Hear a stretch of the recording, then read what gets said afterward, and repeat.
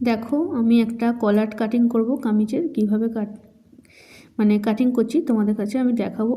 তোমরা বারবার আমাকে বলেছিলে যে কলাটের কাটিং দেখাও দিদি, কলাটের কাটিং দেখাও। আমি একটা ভিডিও নিয়ে এসেছি, তোমরা ভালো করে বোঝার চেষ্টা করবে আমি কিভাবে কি করছি। দেখো, প্রথমে কামিজের গলাটা পুরো গলা পিঠ সবটা মেপে নিতে হবে। মেপে নিয়ে যা হবে তার হাফ করতে হবে। দেখো আমি কিভাবে ঘুরিয়ে ঘুরিয়ে মাপ নিচ্ছি, এইভাবে ঘুরিয়ে ঘুরিয়ে মাপ নিতে হবে, টানলে হবে না, আস্তে আস্তে নিতে হবে। কত হলো? 20 ইঞ্চি হয়েছে। 20 ইঞ্চি দেখো হাফ করতে হবে 10 ইঞ্চি। আমরা পেপার পেস্টিং নিয়েছি, দেখো আগেই টেবিলে রাখা আছে, ও পাশটা পেপার পেস্টিংয়ে জোড়া আছে। এখান থেকে কত নেব? 3.5 ইঞ্চি। তারপর দেখো হালকা শেপ দিয়েছি, তোমরা বুঝতে পারছো। দেখো আমি হালকা হালকা শেপ দিচ্ছি, দিলাম। দেওয়ার পর আমি ওদিক থেকে শেপের পরে আমি 1 ইঞ্চি নিয়েছি, ফিতে করে আমি 1 ইঞ্চি মেপে নিয়েছি। নেওয়ার পর হালকা আমি দেখো হাফ ইঞ্চি শেপ দিচ্ছি, কলারের শেপটা দিচ্ছি। কলার এইভাবে শেপ দিতে হবে। শেপ দেওয়ার পরে আমি পিন আপ করে নিলাম যাতে কলারটা সরে না যায়। তোমরাও কিন্তু এইভাবে কাটিং করবে, নাহলে কলারটা সরে যাবে। আমি কলারটার যে ওর পাশে শেপ দিয়েছিলাম তাতে কিন্তু 1 ইঞ্চি এপাশে নেওয়া হয়েছে। 1 ইঞ্চি নেওয়ার পর হালকা শেপ দেওয়া হয়েছে। তারপর আমি কাটিং করছি। দেখো ঠিক যেইভাবে দাগ দেওয়া আছে ঠিক ওইভাবেই কাটিংটা করতে হবে, একটু যেন কম বেশি না হয়। দেখো আমি শেপটা কিভাবে কাটছি, দেখো এইভাবে শেপটা, কলারটার শেপটা কাটতে হবে। কাটার পর আমি ছিটে বসাবো। দেখো কলারটা আমি খুলছি, এই হয়ে গেল আমাদের কলার কাটিং কামিজের। এবার আমি ছিটে বসাবো। দেখো ছিটটা কিভাবে রাখা আছে, ছিটের উল্টো দিকে আমি কলারটা বসাচ্ছি। এইভাবে আয়রন করে নিতে হবে। আয়রন করে নিলে কলারটা সেট হয়ে যাবে। যদি তোমরা না আয়রন করো, ওর ওপর দিয়ে একটা সেলাই করে নিতে পারো, তাহলে ওটা সরবে না কলারটা। হয়ে গেল। তারপর আমি হাফ ইঞ্চি, দেখো এইভাবে হাফ ইঞ্চি কলারের, এইভাবে হাফ ইঞ্চি এদিকে হাফ ইঞ্চি করে কাটিং করে নিয়েছি। তারপরে আমি কলারের যেদিকে ওপর দিকটা আছে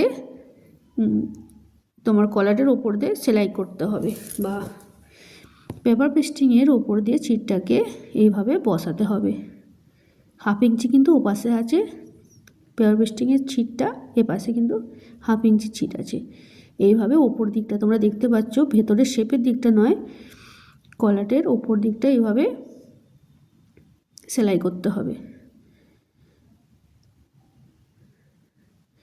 সেলাই করার পর আবার ছিটে বসাতে হবে, আর একটা ছিট লাগবে। তোমাদের ঘরে আমি দেখাচ্ছি, এটা সেলাই হয়ে যাক, তোমরা দেখতে পাবে। কিন্তু লক করতে হবে সব সময়।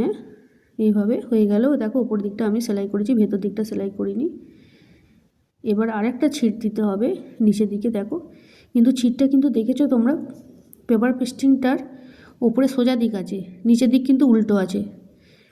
তারপর এবার শেপের দিকটা, যেদিকে কলারের শেপটা আছে ঠিক পেপার পেস্টিংয়ের পাশ দিয়ে সেলাইটা দিতে হবে, ওপর দিয়ে নয় কিন্তু।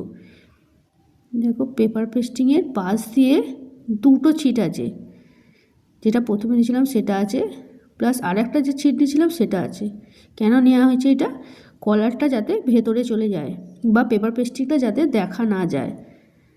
সবসময় বলছি লক করতে হবে কিন্তু, নাহলে কিন্তু খুলে যাবে কলারটা।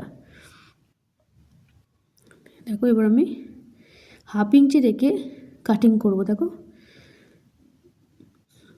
হাফ ইঞ্চি এ পাশে থাকবে, হাফ ইঞ্চি ও পাশে থাকবে ছিটটা। এইভাবে কাটিং করে নিতে হবে। পেপার পেস্টিংয়ের এই পাশে হাফ ইঞ্চি ছিট থাকবে, ও পাশে হাফ ইঞ্চি ছিট থাকবে। কাটিং করে নেওয়ার পর কিন্তু গোল যে রাউন্ডটা আছে কলারের ভেতর দিকটা, ওটা কুটকা কাটতে হবে। কুটকা কেটে উল্টে আয়রন করতে হবে। তোমরা যদি বুঝতে না পারো আমাকে কমেন্ট করে জানাতে পারো, আমি আর একটা কলারের ভিডিও দেব। দেখো এভাবে 1/2 ইঞ্চি রেখে ও পাশে 1/2 ইঞ্চি এ পাশে 1/2 ইঞ্চি রেখে ছিটটা কাটলাম। কাটার পর কুটকা কাটতে হবে। আমি কুটকাটা কাটিনি, তখন আমি বলে দিলাম। এবার উল্টে নিতে হবে যাতে ভেতরে পেপার পেস্টিংটা চলে যায়। এবার আমি আয়রন করে নেব। আয়রন করার পর তোমাদের আমি দেখাচ্ছি। দেখো দেখো আয়রন করে নেওয়ার পর এরকম হয়েছে কলারটা। এবার এই কলারটা জামার মধ্যে লাগাতে হবে। সেলাইয়ের ভিডিওটা তোমাদের আমি পরে দেখাবো। আগে কলারটা আমি দেখিয়ে দিচ্ছি কিভাবে রেডি করতে হয়, কিভাবে বসাতে হয়। প্রথমে মাঝখানটা বসাতে হবে, তারপর দুপাশে